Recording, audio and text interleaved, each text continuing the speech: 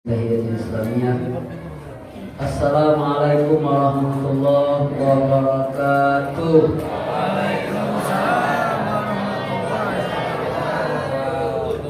Alhamdulillah ala ni'matillah, la hawla wa la quwata illa billah.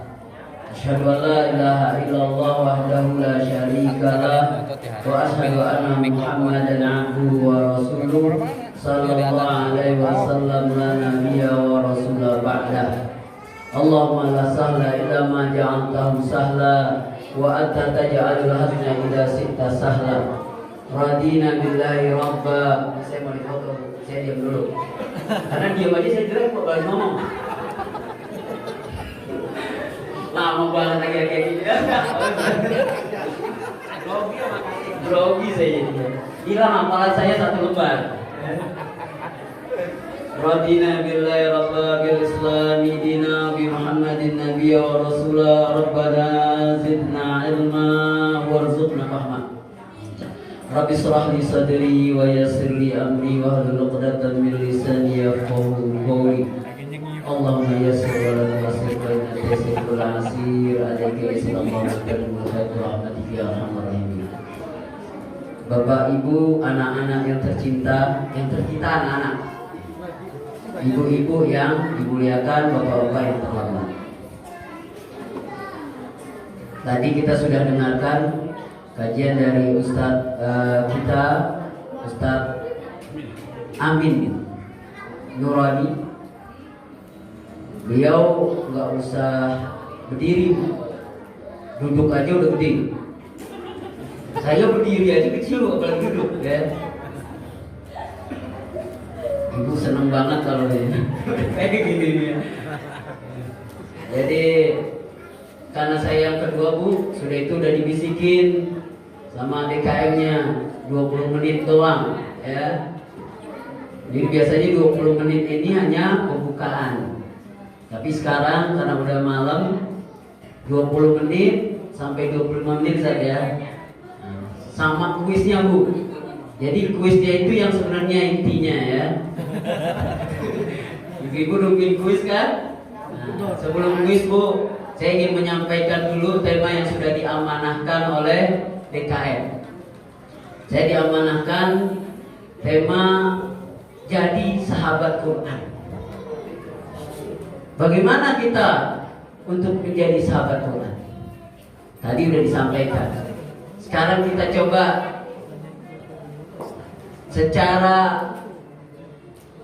runtut pembahasannya secara detail dikit.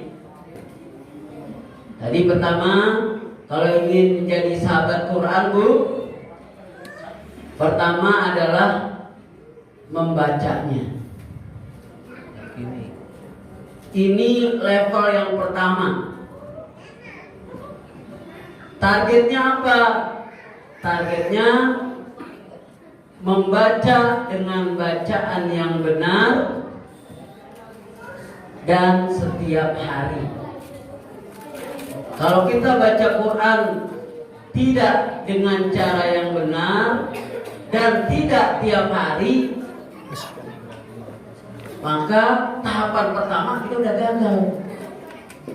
Maka kalau kita pengen jadi sahabat Quran, tahapan yang pertama marhalatul ula adalah qiraatul Quran.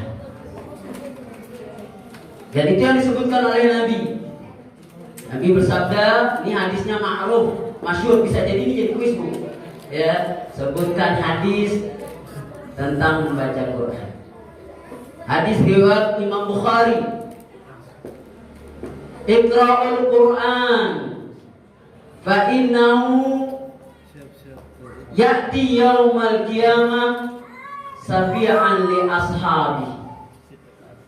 Bacalah Quran. Perintah. Karena sesungguhnya Quran menjadi syafaat. Apa arti syafaat? Safi. Safi itu artinya menggenapkan. Apa artinya Bu? Menggenapkan. wal fajr wa layalin 'ashr was-sab'i wal watr. Sab'i wal watr, menggenapkan dan yang ganjil. Kita ini ganjil, kita ini sendiri. Ketika kita sendiri di satu tempat, rasanya enak gak Bu? Biasanya gak enak kalau sendiri, bener gak? Bingung, gak ada yang diajak ngomong. Kadang-kadang ada rasa khawatir, ada rasa takut.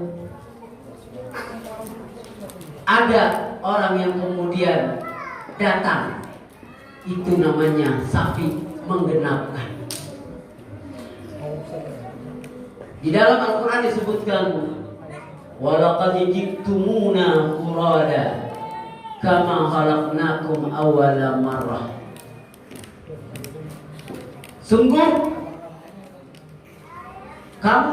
kami datangkan dengan sendiri, kemudian akan kembali kepada Allah sendiri. Benar gak Pak? Kita lahir sendiri apa bareng-bareng? Sendiri. Kita datang ke bumi sendiri, lahir sendiri, nanti datang kepada Allah sendiri. Di dunia ini kita sendiri, takut Bu, apalagi nanti di akhirat. Alam yang asing, yang kita nggak ngerti, penuh dengan kengerian, penuh dengan sesuatu hal yang kita nggak ngerti, yang kita nggak paham. Kita bingung, takut, khawatir. Maka ketika itu datang yang menggenapkan, bikin kita tenang. Safi yang kemudian diterjemahkan dengan pemberi syafaat atau penolong. Gak salah, diterjemahkan dengan penolong. Maka nanti siapa yang akan memberikan syafaat kepada kita? Rasulullah akan memberikan syafaat kepada kita. Kemudian siapa lagi Bu? Malaikat-malaikat akan memberikan syafaat kepada kita. Orang-orang soleh akan memberikan syafaat kepada kita. Anak-anak yang dilahirkan kemudian meninggal sebelum balik akan menjadi syafaat bagi kita. Kemudian Al-Quran akan menjadi syafaat bagi kita. Al-Quran akan memberikan syafaat bagi siapa? Li ashabi, bagi sahabat, bagi yang selalu membaca Al-Quran. Jadi kalau membacanya suka-suka aja, dan ini yang menghambat kita menjadi sahabat Quran biasanya. Pertama, menganggap sepele sehari nggak baca Quran. Akhirnya nggak baca Quran hari-hari berikutnya. Karena menganggap sepele nggak membaca Quran satu hari. Itu disebabkan karena apa? Karena kita tidak punya waktu wajib membaca Al-Quran.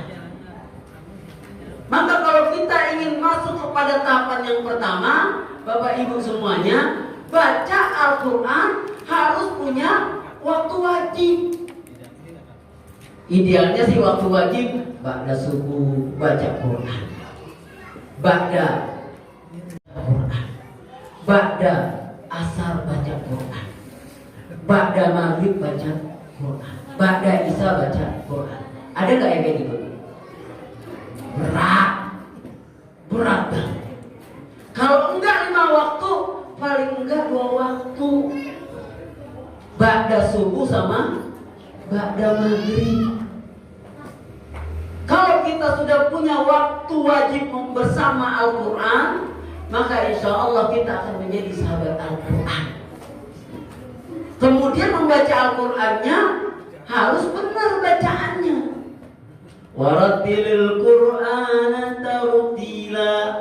Baca Quran harus tartil. Tartil itu harus sesuai dengan yang ditentukan oleh Allah dan Rasulnya. ngerti tajwidnya, ngerti makharijul hurufnya, ngerti sifat-sifat hurufnya, ngerti panjang pendeknya. Karena kalau enggak membaca sesuai dengan ilmu Al-Quran, kita pun dengerinnya gak enak. Kita aja nih yang baca, dengerin suara kita aja kita gak suka, apalagi orang. Kalau ibu bapak misalnya baca Quran tanpa ilmu tajwid, saya contohin. A'udzubillahi minasyaitonir rajim. Saya aja dengerinnya gak enak, ibu ketawa kan? Tapi kalau pakai ilmu tajwid, A'udzubillahi minasyaitonir rajim. Enak gak? Bismillahirrahmanirrahim. Maka kudu baca Quran sesuai dengan tajwid. Dan di masjid ini alhamdulillah Bu, ustadznya seabrek-abrek, banyak banget, mau ustadznya mau ustazahnya. Saya paling senang Bu di masjid ini. Untuk anak-anak ada guru. Tahu ibu siapa guru anak-anak? Saya Bu. Karena saya cocok sama anak-anak. Malah saya dianggap teman, karena sama-sama kecil. Yang bapak-bapak ada. Ustadz yang hafal 30 juz, tua Bu. Yang hafalan Quran untuk bapak-bapak ada. Untuk yang tahsin ada. Ibu-ibu juga begitu, benar? Ibu-ibu juga ada. Untuk ibu-ibu yang ngajari bukan bapak-bapak. Karena banyak juga ustazah-ustazah yang bagus bacaan Qurannya. Sehingga kita bagi tugas.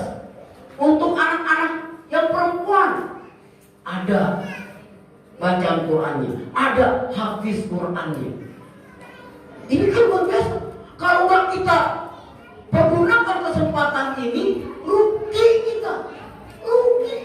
Karena nggak ada, jarang kalau menurut saya masjid seperti di perumahan kita ini. Benar-benar siarnya luar biasa, kajiannya aja banyak.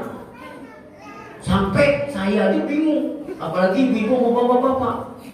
Ada kajian subuhnya, Sabtu, Ahadnya, ada kajian remajanya, ada kajian bapak-bapaknya, ada kajian ibu-ibunya, sekarang ada kajian bulanannya.